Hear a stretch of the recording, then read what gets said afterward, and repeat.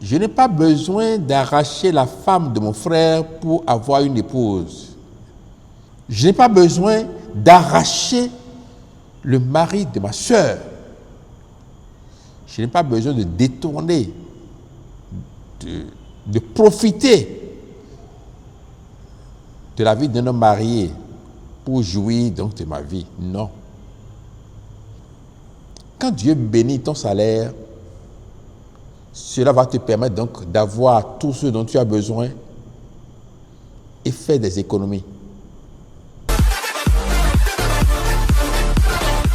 Bien-aimés dans le Seigneur, chers amis de l'émission Ce qu'il faut savoir. Ce qu'il faut savoir aujourd'hui, c'est que c'est Dieu qui pourvoira à tous vos besoins, selon sa richesse, avec gloire en Jésus-Christ. Philippiens 4, verset 19. Nous avons des besoins. Et ce sont ces besoins-là qui nous poussent à commettre le péché parce que nous pensons que, en trichant, nous allons subvenir à ces besoins. On pense que personne ne peut avoir tout ce dont il a besoin s'il ne vole pas, s'il ne détruit pas les autres, s'il ne triche pas. Et lorsque nous trichons, c'est au détriment de nos semblables que nous agissons, c'est pour leur faire, nous faisons du mal à des créatures de notre Dieu. C'est parce que nous ne sommes pas conscients que notre Dieu pourvoira à tous nos besoins, tout, sans exception. Je n'ai pas besoin d'arracher la femme de mon frère pour avoir une épouse. Dieu a créé suffisamment de femmes. Je n'ai pas besoin d'arracher le mari de ma sœur. Je n'ai pas besoin de détourner, de profiter de la vie d'un homme marié pour jouir donc de ma vie. Non. C'est parce que nous ne nous donnons pas des lignes, des limites dans notre façon de vivre. Il dit, et mon Dieu pourvoira à tous vos besoins. Il sait que tu as besoin d'un travail, il sait. Tu n'as pas besoin donc de débaucher quelqu'un pour avoir ce dont toi tu as besoin. Il sait qu'il te faut une promotion. Quand Dieu bénit ton salaire, cela va te permettre donc d'avoir tout ce dont tu as besoin et faire des économies.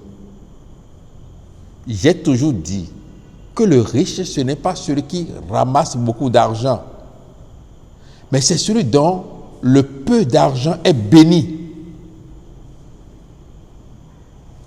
Tu vas ramasser beaucoup d'argent, mais tu seras toujours endetté auprès de ceux qui gagnent peut-être la moitié de ce que toi tu prends. Si ce que tu gagnes arrive à couvrir tes besoins, tu commences par être riche. Mais si ce que tu gagnes, aussi élevé que cela soit en quantité, n'arrive pas à couvrir tes besoins, tu es pauvre. Et pour que cela arrive à couvrir tes besoins, il faut la main de Dieu. Il faut que Dieu soit dans ton camp. Il faut que tu sois en bonne santé. Que tous ceux qui doivent être en paix, pour que tu sois en paix, que ces personnes soient en paix. Sinon, tu gagnes beaucoup, mais tu es toujours pauvre. Tu as 1 million, mais tu as problème de 2 millions. Celui qui est à 100 000 est plus à l'aise que toi. Il va dormir plus en paix que toi parce qu'il a 100 000 et ses besoins avec déjà 60 000 ou 80 ou plus, il a déjà couvert ses besoins, il a déjà assuré. le nécessaire. Et il a 20 000 francs d'économie. Mais tu as 1 million qui est là.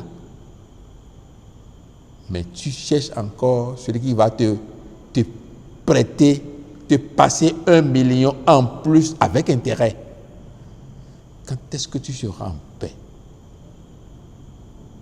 L'apôtre Paul, qui a écrit cela, a dit plus haut: j'ai éprouvé une grande joie dans le Seigneur de ce que vous avez pu enfin renouveler l'expression de vos sentiments pour moi, et vous y pensiez bien. Il est fier de ces Philippiens à qui il a envoyé cette lettre-là. Et il est content parce que avec eux, il sait qu'il y a la grâce. Il a dit plus loin: je sais vivre dans l'humiliation, je sais vivre dans l'abondance. Humiliation et abondance, ce sont des situations opposées. Il sait vivre quand il y a humiliation, et quand il y a abondance, il sait vivre. En tout et partout, j'ai appris à être rassasié et à avoir faim. C'est-à-dire, quand il a faim, il rend grâce à Dieu. Et quand il est rassasié, il rend grâce à Dieu. J'ai appris à être dans l'abondance et à être dans la disette. Et c'est pour cela qu'il a dit: je puis tout par celui qui me fortifie. Philippiens chapitre 4, j'ai commencé par le verset 12, je me suis arrêté au verset 13. C'est fort de tout cela qu'il est rassuré et dit: mon Dieu pourvoira à tous vos besoins.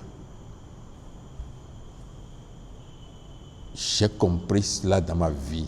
Et c'est pour cela que je ne cours pas derrière le matériel.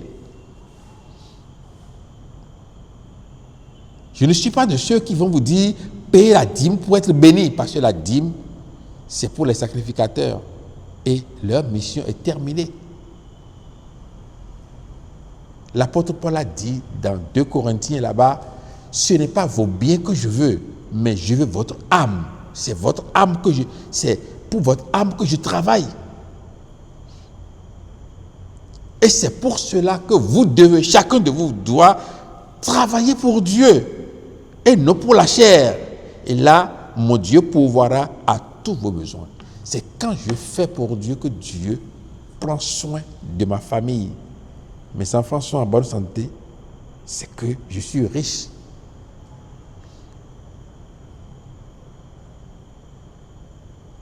Mes frères et mes sœurs qui devaient me faire courir quand ils ont des problèmes, quand ils sont tous en paix, c'est que Dieu est en train de pourvoir à mes besoins.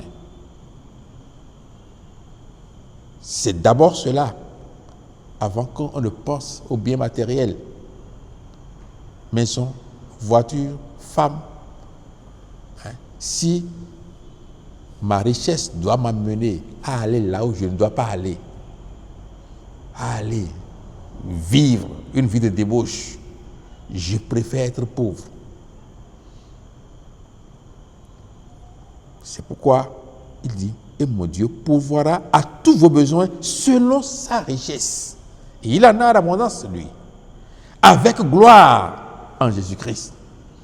Quand c'est Dieu qui te donne, il ne donne pas comme les hommes. Il donne. Il bénit. Il donne. Et même si ce n'est pas en abondance selon les hommes, tu auras la paix du cœur. Tu auras la bonne santé. Tu auras la joie de vivre. La foi en Dieu, c'est une grande richesse pour celui qui se contente de ce qu'il a. Nous n'avons rien apporté dans ce monde et nous n'allons rien emporter de ce monde. Si tu as la nourriture et les vêtements, cela doit te suffire. Celui qui veut aller au-delà tombe dans la tentation. Ça, c'est ce qu'il a dit dans 1 Timothée 6, à partir du verset 6. Je l'ai cité dans la version français courant. Sinon, la version de Louis II dit « La foi en Dieu est une grande richesse pour celui qui est dans le contentement. » Celui qui se contente de ce qu'il a, c'est ce que ça veut dire. Bien-aimés dans le Seigneur, pour que Dieu pourvoie à tous vos besoins, vous devez avoir conscience que vos besoins, c'est d'abord l'entretien de votre foi, la vie dans la justice, la vie dans la paix, dans l'amour de son prochain. Quand tu respectes ta femme, c'est une bénédiction. Elle sera une bénédiction dans ta vie. Quand tu respectes ton épouse, quand le lit conjugal est exempt de toute souillure, c'est une havre de paix. C'est le grand confort, la joie, plutôt que de dormir dans un lit de millions où chacun est dans son coin, où chacun est en train de méditer le mal pour son second. Tu attends que ta femme dorme pour aller chez la domestique. Le lit de millions là, c'est un lit souillé. Et là, Dieu ne pourvoira pas à tes besoins. Ce qu'il faut savoir aujourd'hui, c'est que mon Dieu pourvoira à tous vos besoins selon sa richesse avec gloire en Jésus-Christ. Et que Dieu vous bénisse. Amen.